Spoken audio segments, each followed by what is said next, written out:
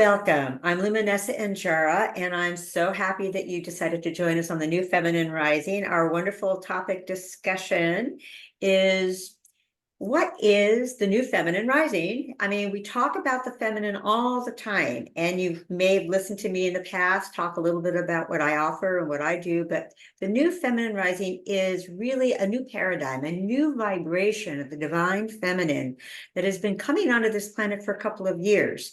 But right now, because we're in such a crucial, amazing, mind-blowing time on this planet, I have decided to do more conversations with other amazing women who have been representatives, channels, talkers, speakers, connected to the divine feminine in a very personal and intimate way. And one of my beloved priestess sisters, Anusuya, Anusuya, thank you. I'm learning to say her name correctly. Anusuya is an amazing woman, profound priestess of the Black Madonna, brings through the vibration of the Divine Mother in ways that are very heartfelt. And I'm so happy to have you here. Why don't you say a little bit about yourself? Well, hello, everyone. Warmest greetings. Namaste. My name's Anusuya. You can also call me Hallelujah. I will answer to both. And, one of the things I'm very grateful to be here with you, Luminessa, as well as with all the people who love you and are learning with you as we walk this journey of manifesting the divine in ourselves. The main thing to know is that I have been channeling as a conscious channel the Divine Mother, even before I knew that was her name, since I was 9 years old. I used to get messages from angels and from I only knew God at that time. I didn't know there are different expressions of even God in the God word.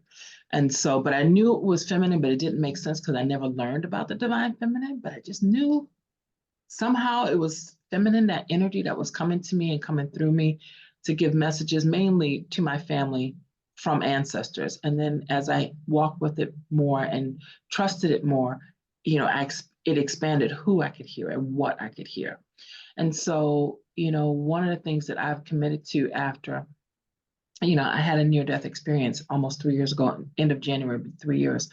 And it really created the urgency that one needs in fulfilling one's purpose, because life can be over in a snap, seconds. And it's like, okay, I chose to come back. I chose more time. So what am I doing with it? And so one of the biggest things that I had a conversation with God and promised to do, which was a promise before the crash, is to really help people to reconnect and reclaim the Divine Mother, one, and Divine Mother as expressed as the dark feminine, as the Black Madonna and all the other expressions of her, so that reunion of souls, that reunion with our Holy Mother, gives us a wholeness that we don't even know we have access to, because we've only learned this one paradigm and this one truth and this one version of the divine. And I think, so, yep, that's what I'm here for. So let's do it. Before we start, I just wanted to say, I want to respond to that. But before we do that, I just wanted us to introduce a little bit. And then I do want us to call us into just a brief meditation to unify with everybody who may be watching this, just to take a moment. And maybe close your eyes if you choose. It'd be great. That way you stay a little inside and you won't be so distracted. And if you're sitting down, just feel really comfortable in your seat, but really feel grounded with your feet on the floor, or cross-legged is fine. And just take a deep breath in. Let's take a breath in of unification, breathing in the Divine Mother within us and the Divine Feminine in all her many forms. And let go of your day as you exhale. Let go of everything you were doing before you sat down or before you turned this on. And just allow yourself to feel the vibration, the frequency of the Divine Feminine as you know her through you. Own the parts of yourself that resonate with what that is for you. And open yourself, if you can at this time, to something new. Maybe there's a new frequency, a new vibration that you have not yet expressed or experienced as a woman in this life. Maybe there's some aspect of yourself as a man that you have not experienced in this life from the feminine side of your being. So I invite whoever is listening to truly take a moment to just drop in, to feel the presence of your own feminine energy. And what is that? What is the divine feminine? What is our feminine expression? How do we work in the world from a feminine place? And how do we merge and allow both aspects, all energy frequencies of both masculine and feminine, come together in our own physical, mental, emotional, and spiritual bodies to lead us and help us to feel more balanced with those qualities of love, deeper understanding, compassion, a frequency of acceptance, possibly also the fierce feminine who is willing to stand up and speak her truth. The masculine, is often considered something where we go out into the world to manifest into the physicality. And this is very important in a 3D world. So we allow ourselves to feel unified with all aspects to the best of our ability at this time. And we thank you, beloved I Am, and beloved God Source Energy, beloved Divine Mother and Divine Father, for being with us, for being in us, for leading and guiding us. And let's take another deep breath. And as we do, we can open our eyes, and so be it, and so it is.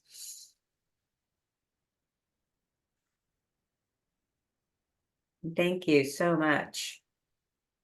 So, answering your question, I just got something I didn't get when you said what you just said.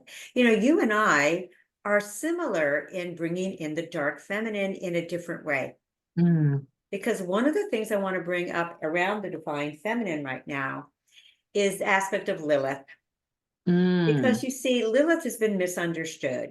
And I took on as a mission 30 years ago, I was given a lineage called the priestess of the flame lineage, which really comes from the keepers of the flame, which is a 6,000-year-old lineage from the temple of Inanna. Lilith was a handmaiden to Inanna, one of the stories goes. But Lilith, the Lilith we know of, the Lilith that we have heard for generations, for some, and many of you haven't been around that long, but there was a dark side to Lilith. And the way she was, and you may have heard this story before, because I have shared it before, is that Lilith was considered a demoness. And this was done by patriarchal versions of the divine feminine. As you know, what happened is we lived in a world where the divine feminine was honored for thousands of years. In fact, 10,000 years, you can go back and see pictures of the sacred yoni. You can see pictures of a fertile mother goddess with pendulous breasts and a big belly that represented fertility and abundance, connection to earth, life, force. She gave birth. So these figurines, these things have been around for thousands of years. And when, I don't know if it was the Iron Age or the Bronze Age or one of the other ages that came in after the age where agriculture, in terms of where women and the goddess and the divine feminine was worshipped, there was a movement to take her down. There was a movement, and all movements that come in, they infiltrate from the inside. And it took hundreds of years. It didn't happen overnight. And what eventually happened was many of the myths and stories we have about the divine feminine, about goddesses, were changed. They were slightly changed or maybe shifted enough that they made a different story, right, of her. Now, the Black Madonna, or the darker aspect of the divine feminine, Lilith as a demoness, is two of the same, different but similar. In that, at least this is what I say, and I'd love to hear your take on this in a moment, is how we see that. So Lilith was taken as the first woman. Remember, she was the first woman according to the story of creation in mythology, the original story. And those stories, again, were based on goddess mythology stories. Many of those stories of the creation story were done way before we've got our Bible. way before that was created, there were creation stories by many cultures, they had their own culture. So then we have the story where Lilith becomes a demoness because she defies Adam. And this is the unquote, again, patriarchal version. She doesn't want to what? Lie supine with Adam while having sex. Now, wait a minute. Jess, what is this story really saying? So then she says, no, I'm an autonomous sovereign woman. I have my own sexuality. I'm sexually empowered. I know who I am as a whole being. Yes, there's a dark side, but there's also the side of me that's the Divine Mother. Lilith was the first woman of humanity, right? She's supposed to have given birth. Now, Eve took her place, but again, that's another version. So here we have this so-called demoness or made demonized. Why? Well, in my studies, she was demonized primarily because she said to God and to Adam, no, I will do and express my own sexuality the way I choose to, in the ways that I choose to, not in the ways you tell me to do it. And that little version says a lot about how men were trying to control women's sexuality at the time. So that's, then she is forgotten. She's demonized forever. She's gone off and she copulates with the demons. And Eve is born out of Adam's rib, which again is not, not her own woman, right? She's a helpmate. She comes from the man. She's not given birth. Women, right? The Divine Mother, we have yonis, we have wombs. What do? We create life. So this whole myth, this whole story gets distorted to fit a certain version of politics, a certain version that the propaganda, the party line of the time, as men who were wanting to usurp the place of the divine feminine and the Divine Mother. So that's what I was going to say about Lilith in regards to, and then you can shift into more how you see the Black Madonna or the dark side. So the dark side of the feminine, there's always a dark side, but she's not necessarily negative. Just because a woman, right? Not necessarily. Even that's created by men, but yes, keep going. Yeah. Well, you go ahead and intervene. If you have something to say, please do, because I just want you to open up from where you're sitting and how that related with you and what we want to share. Thank you. Well, first, I would like to make a correction. The Black Madonna and Lilith as a demoness are not the same. Right. Not even remotely, not even a little bit. So I wasn't saying that. Uncollapse that. So no, let me no confusion. If I made anybody feel confused about that, I was not saying that they were the same at all. Yes, so they're not even, their energies are different, their purposes are different, how they're seen and worshiped is different. Yes. And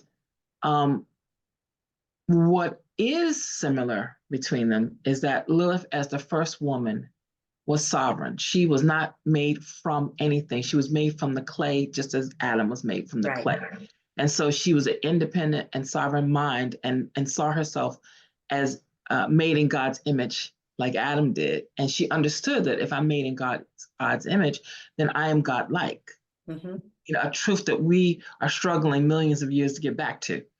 So she understood that. And in the same way, the pre-Christian Black Madonna is because the Black Madonna as an archetype existed before Christianity. It even existed before that which became Judaism and all of the Abrahamic religions. Black Madonnas were co-opted by the church and by mainstream three religions because of the power in that icon. So all of the Black Madonnas are harken back to earth goddesses that were there, that our people, our relatives, our families worshiped before. And actually the worship of the divine feminine goes back more than 10,000 years. It goes back to Paleolithic times, which is 3 million years ago. Oh, thank you. So let's add some extra zeros because it's important that the truth be told that the time of worship of the divine feminine, when God was a woman, is millions of years longer than it is that we've had God as a man. But oh, how destructive God as a man worshipers have been to not only humanity, but to nature, to the earth, to the balance. Separate subject.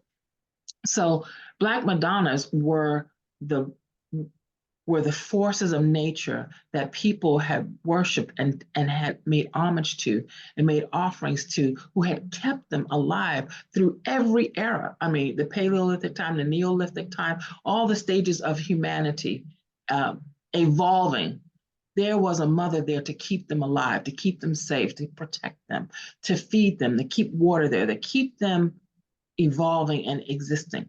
And there was an acknowledgement of that in the way that they lived in harmony with nature, not against it. They were not destroying nature. They were living in harmony with it. They were living in harmony with the animals and the fish and the birds, because they understood all of this is mother. Mm-hmm. We are no more mother's children than the animals are. We're not more mother's children than the mountains. We're not more mother's children than the eagle. We are not more of her children. These are all her children. And they understood that. And so in most indigenous cultures, which means before these colonizers came and changed it, and all, because everybody used to be indigenous, and then they got converted to something else. But every culture, even in Europe, had indigenous cultures. And most of them have been wiped out, just like around the world. But, you know, there are quite a few who are still left, like in Mongolia, in Siberia, the Sami of Sweden and Scandinavia. There's still core indigenous people in Europe who remember the old ways, who speak their original language, who tell their folk stories, and they have a relationship to the earth that is what was there when everybody had a relationship to the earth. Mm-hmm. They have mother centered as their saving grace. So how patriarchy has allowed us to believe that if you worship the goddess, and all of the earth mothers that were there before the three major religions came up, all of those earth mothers were dark because the earth for them was dark. They understood the most fertile soil was black soil. Anywhere in the world, they understand that. That has the most minerals, that has the most richness, the depth, that has the most life form. They understood that birth was mysterious. They didn't understand anything about how babies got here. They didn't understand what's happening to a woman. So that represented the dark blackness of the womb. Mm-hmm. You know, they understood that somehow they had a relationship with the divine that wasn't just nature, but also in the cosmos, which was black and dark and fertile. So their relationship to dark was positive. The relationship to the dark oceans, what's below the oceans, is dark and mysterious. They didn't have a relationship that dark is scary. Mm-hmm. I mean, these people didn't have electricity, so how could they feel dark and scary? They're in it most of the time. Mm-hmm. You know, they had, if you had a fire torch, but most of the time they were able to see in the dark. They were able to walk like the animals in the nighttime because they didn't have a relationship with scary, stay in your tent, stay in your cave, stay in your hut. They didn't have that. They're like, well, there's things we do at night and there's things we do in the day. Mm-hmm. So the divine feminine was always with them in the form of Artemis, in the form of, you know, she has so many names, you know, but they were all dark. And so when you look back at these names like Cybele, or some would say Kybele, but Cybele, you know, Artemis, I can't even think of all their names that we say are, oh no, that's Babylonian. Oh no, that's Sumerian. Oh no, that's Greek. Oh no, that's Roman. Even though that's where the land is of these temples. That's the land of where they are. But when you look at their descriptions of who she is, she's dark, she's fertile, she's sensuous, she's protective, she's the mother, she watches over them, she keeps them from harm. It's the same message no matter what culture you go to. That's true. In fact, today, as we bring that in, and thank you, that was brilliant. And that reminds me of something that I know but forgot to say or even mention. So thank you so much for really bringing that home about what we say when we say the dark or the Black Madonna, what that blackness means. Because Mm-hmm. I didn't even really know exactly until I just heard somebody recently talk. So I think it's perfect that you gave a deeper explanation, because we don't really often know that, especially today. When we think about Black being a color. Mm-hmm. You know, or exactly. or nationality, or we're red, or we're brown, or we're yellow, or we're and a race. We've been taught and a race. that it's a race, but what most people don't understand, they might even heard, oh, race is such a construct. Let it go. It's no big deal. It's like, okay, but why was it constructed? Why was it created? And the concept of race is new. We think it's been around forever. Like as long as there have been different races, there have been these. No. It was one human race until the 18th century, which means until the 1700s. So for 3 million years, up until and plus 1700s, it was just human race. You know, There were just people. that's There's just true, people. because in all of the historical texts or anything I've written that even was like a biography or anything having to do before slavery was introduced to this country and European country, Mhm. if you go back, they'll talk about different nationalities, but they had Exactly. slaves. Slaves are not a new concept in planet Earth. Slavery No. has been used by many conquering countries that go in. Rome went in and conquered, and they brought back slaves. Whoever they conquered became slaves. People of color were not considered a different race. Nope. That's the difference. And they were not slaves in Europe, because Oh, people no, think, oh, no. Black people were not in Europe, Asian people were not in Europe. Well, Yes, that's they what I'm were. saying. I'm saying in general, there wasn't thought of as what you just said. Yes, Slavery. yes. I mean, the race concept. I did not know that it was introduced as late as the 1800s. I thought it was maybe earlier than that, but not. No, it was only introduced because they launched the international transatlantic slave trade. It's the only reason it was introduced, because they had to justify, how do you, one, go and steal people, which is the first case of human trafficking, Yeah. and then how do you go to other places and slaughter everyone? So, I mean, go ahead. there's nowhere that that lines up with any Christian belief system or any religious belief system that it's okay to kill or traffic and enslave people. So they said, well, we can because they're inferior. They're savages. How do you know that? Because, well, they're Black and they don't have our religion and they don't speak our language. So they have to be the devil. They have to be animals. They're savage, they're uncivilized. So these are the languages that were put on the people who had been there for hundreds of years.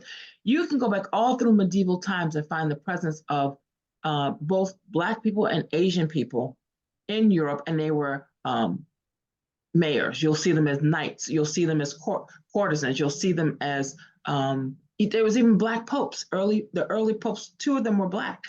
So you have them all over society as equals. But the minute they introduced the slave trade, it's like, that's when it shifted. now we have a hierarchy. So I just want to say, because we have a few minutes and then we may have to continue this conversation, but I do want to say this is so brilliant. This is a hot conversation. This is information that most of us don't know. And I am so happy you're bringing it forward. It is needed to be said to clarify. Here is how, when things are hidden, things are hidden. None of this is taught.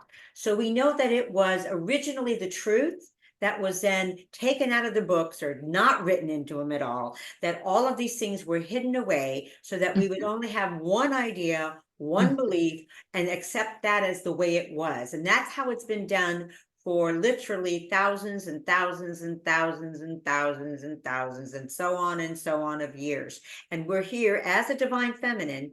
You are hearing the new divine feminine speaking the truth, truly, not for the first time, but definitely not for the last time, and definitely in a vibration that is a new vibration for a new world. In this new world, as we created as women and as men, we are opening up the voice and dusting off all the secrets. We are here to open up, to share the truths that have been hidden for such a long time. And your power, what you're sharing, is needed to be heard more and more. And it needs to be something that we hear all the time now. We need to hear the truth about what race was, where it came from. These are things I didn't even know. So I'm telling you, thank you. I love hearing this.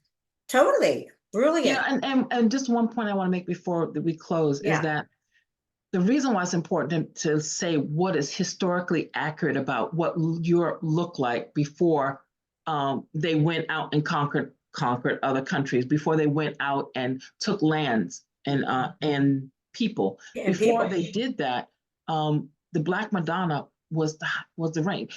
White Madonnas, as a worship, as the entity that's in the front of the church, came in the same time period of the slave trade. Before that, she was not front and center. What was front and center in churches from 1000, because I found a Black Madonna from the year 1000 in Italy. So from that time on, Black Madonnas were the only thing worshipped in these churches, because these churches built themselves on top of these temples to the earth goddesses, because people would not stop going to them. They didn't want to hear about Jesus. Right. So they co-opted and said, well, your goddess is Mary. We'll just change her name. And now you have a baby. But a lot of the earth goddesses don't have children, That's right. because they're busy saving the world.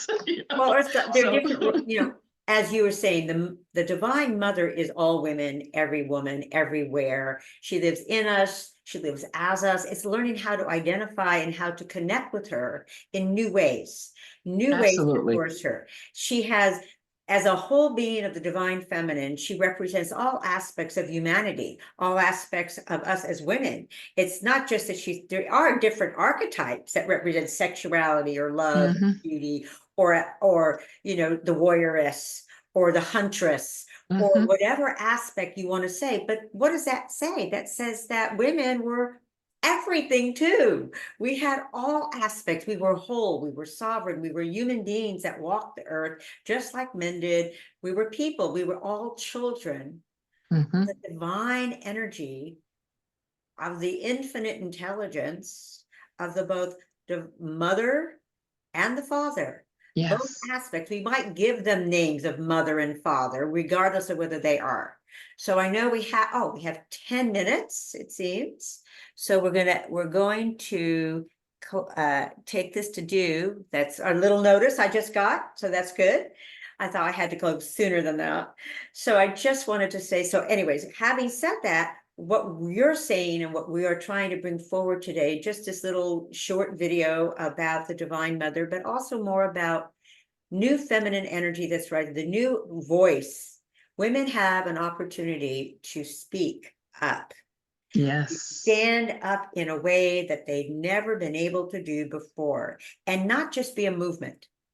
It's not just the feminist movement or the women's liberation movement or any movement. It is a people, humanity. It's time for people. And I think women especially have an opportunity as we move into this new era that we're transitioning into, to take those opportunities as they come to you. What do you think? Yes. I would even go so far as to say it is about embodiment, but it's also about sovereignty and adulthood. Because I posit that we can't be fully adults without being fully sovereign. And the way patriarchy has defined who and what a woman can be has been, you are childlike. You're not old enough to handle these responsible things. So we will take care of saying if you can vote or not. We will say if you can, what to do with your body or not. We will control these things because you're a young thing. You're infantile. You don't know any better. We know better. So as long as we stay in this position of being there's a word for this, but being made childlike, like incapable of being fully sovereign and deciding who and what happens to us and our bodies and our beings, then we can't embody the goddess, because the goddess is not playing, and she is not shrinking, and she's not having someone put a lid on her and define her. And so she's trying to break out of these limits that have it, and she's inviting us to say, it's time to take our power, and that's an adulthood, what we consider an adult. Healthy adult. It's a healthy adult is what's needed. It's more than embodying it. No, because it will look very different if we were really grown up. I think embodiment is when you do grow up and you act, you actually behave in alignment and in congruency. Yes. With your spiritual. See, for me, spirituality, the divine feminine as a spiritual concept isn't in the ethers. It's who we are. For me, spirituality is living life in a conscious, loving, sovereign, spiritually sovereign, physically sovereign. I mean, not necessarily, I'm not talking about politics here. I'm talking about us as you are human beings. Yes. And so I agree with you. I think you're so right on. And I would love for you to we have to wrap this up at this point just because of timing, but I'd love for you to do just a closing prayer for us. And we'll come back and have my beloved sister here come back again, hopefully soon, to complete and do more of these conversations. This is something we can go on for a while. Yeah, this is rich. And so, I just ask us to look at this candle It's a red candle, and it is in a glass container. It's red. It has a certain height, so it could be different from a candle you have or you've seen before. But the flame is what makes us the same, because no matter what our outside container looks like, the flame that's lit with us of the divine feminine is the same. And that's what we're being called to tap into, is not only that the existence of the presence of the Divine Mother in us, but to recognize it in other women and not see her as other. Oh, she's different from me. She's not like me. She's Catholic and I'm Jewish. She's white and I'm Chinese. She's rich and I'm poor, country. You know, like all these distinctions were created by patriarchy. We are sisters, born from the same mother, whether you have the same mother as the Divine Mother or mitochondrial Eve, who gave birth to the Homo sapiens. We still all have one mother. So if we can just remember that the same blood flows through us and it's just expressing differently, then we can start being the ambassadors of the mother that is needed to solve these challenges on earth that were created by patriarchy and our collusion with it. We are complicit in it. We co-signed some of this, or our silence co-signed it. Right. So, you know, we can use that ability to remember who we are and have that voice of reason and guidance. Show us when to act up, when to step out, when to fight back, when to be cool. Then she'll let us know. That is the perfect ending. Remember, say that again: when to step out, when to fight back, when to speak up, when to be cool. Cool. Like sometimes you have to be still. Just be still. That is also part of who we are as divine beings. And the feminine is all of that, not just any one thing. No, Our we're feminine not. energy is beyond what we have been often led to believe its limitations are. Yes. So I thank you so much, sister, for being here. And how can people reach you? They can reach me at hallelujah@gmail.com. I also have a link tree, which I will put in the chat. Please put it in the chat, and I hopefully will be able to do all of this. I'll definitely put it up on Instagram when we do this. I'll put your thing up there. Thank you. Again, you can reach me at luminessa2013@gmail.com or at luminessa.enjara on IG, Instagram. And please pass this on if you enjoyed this conversation, and I hope we will do more again. Thank you so very much. Thank you. Blessings.